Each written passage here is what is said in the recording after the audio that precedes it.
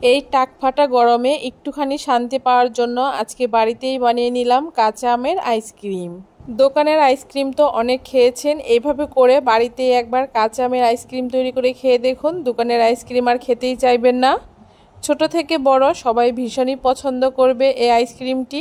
কিভাবে তৈরি করেছি খুব সহজ পদ্ধতিতে কাঁচা আমের আইসক্রিম, সেই রেসিপি আজকে আপনাদের সাথে শেয়ার করব। কাঁচা আমের আইসক্রিম তৈরি করার জন্য এখানে আমি মিডিয়াম সাইজের 3টে আম নিয়ে নিয়েছি। এখানে আমি হিমসাগর আম ব্যবহার করেছি, আপনারা যে কোনো আমই এখানে ব্যবহার করতে পারেন। আমগুলো খুব ভালো করে ধুয়ে নিয়ে প্রেসার কুকারের মধ্যে দিয়ে দিচ্ছি, তার সাথে পরিমাণ মতো জল দিয়ে দিয়েছি। এখন প্রেসার কুকারের ঢাকনাটাকে আটকে 3 থেকে 4টি সিটি দিয়ে নেব। 3-4টে সিটি দেওয়ার পরে প্রেসার কুকারের সিটিটা যখন বন্ধ হয়ে গেছে, এখন ঢাকনাটাকে খুলে নিয়েছি। আর দেখুন আমগুলো কত সুন্দর সেদ্ধ হয়েছে। এখন একটা চিমটার সাহায্যে আমগুলোকে খুব ভালো করে তুলে একটা বাটির মধ্যে নিয়ে নিচ্ছি। আমগুলো থেকে দেখতেই পাচ্ছেন ধোঁয়া উঠছে, ভীষণই গরম আমগুলো। এই আমগুলো তো হাত দিয়ে একদমই ধরা যাবে না, তাই একটুখানি আমের খোসাগুলোকে এভাবে করে ছাড়িয়ে নিয়ে আমগুলোকে খুব ভালো করে একটুখানি ঠান্ডা করে নেব। যতক্ষণ না আমগুলো ঠান্ডা হচ্ছে ততক্ষণ খুব ভালো করে আমগুলোকে একটু ঠান্ডা করে নেব। আমগুলো খুব ভালো করে ঠান্ডা হয়ে গেছে। এখন আমগুলোর খোসার মধ্যে যে আমের পাল্প লেগে আছে সেইগুলোকে চামচের সাহায্যে একটুখানি চেঁচে চেঁচে তুলে নিচ্ছি। এভাবে করে সবগুলো আমের খোসা আমি পরিষ্কার করে নেব। দেখুন এখানে সবগুলো আমের খোসা পরিষ্কার করে আমের পাল্প বের করে নিয়েছি। এখন আমের আঠিগুলো থেকে এরকম চটকে চটকে আমের পাল্পটাকে বের করে নেব। এভাবে করে দেখুন আমের পাল্প বের করে নিয়েছি, আর বেশ অনেকটাই আমের পাল্প এখানে বেরিয়েছে। এখন একটা মিক্সিং জারের মধ্যে আমের পাল্পগুলোকে দিয়ে দিচ্ছি। আমের পাল্পটাকে দিয়ে দেওয়ার পরে এখানে স্বাদ অনুযায়ী হাফ বাটি চিনি দিয়ে দিয়েছি। মিষ্টিটা অবশ্যই আপনারা পছন্দ অনুযায়ী ব্যবহার করবেন। তারপর বেশ অনেকটা পরিমাণে এখানে পুদিনা পাতা ব্যবহার করেছি। পুদিনা পাতার পরিমাণটা একটু বেশি দেওয়ার চেষ্টা করবেন, কারণ পুদিনা পাতা দেওয়ার কারণে খুব সুন্দর একটা কাঁচা আমের হালকা সবুজ কালার চলে আসবে। তার সাথে 1 প্যাকেট জলজিরা ব্যবহার করেছি। জলজিরা দেওয়ার কারণে এই আইসক্রিমের টেস্টটা ভীষণই ভালো হয়। সাথে হাফ চামচ বিট নুন দিয়ে দিয়েছি, আর হাফ বাটি জল দিয়ে খুব সুন্দর একটা পেস্ট তৈরি করে নেব।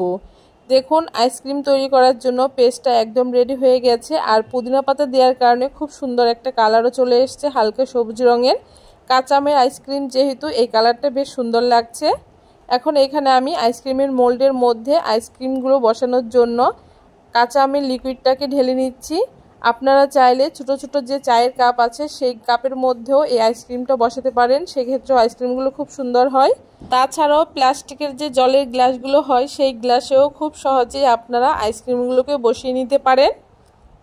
দেখুন এখানে খুব সুন্দর করে আইসক্রিম তৈরি করার জন্য মোল্ডের মধ্যে আমি লিকুইডটাকে ঢেলে নিয়েছি।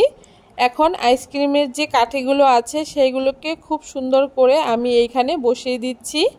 এইভাবে করে সবগুলো মোল্ডের মধ্যে আমি কাঠিগুলোকে বসিয়ে দিচ্ছি। খুব সুন্দর করে কাঠিগুলো বসিয়ে নেওয়া হয়ে গেছে। এখন এইভাবে করে আমি 7 থেকে 8 ঘন্টা ডিপ ফ্রিজে রেখে দেব। আপনারা চাইলে একদিনও এইভাবে করে রেখে দিতে পারেন।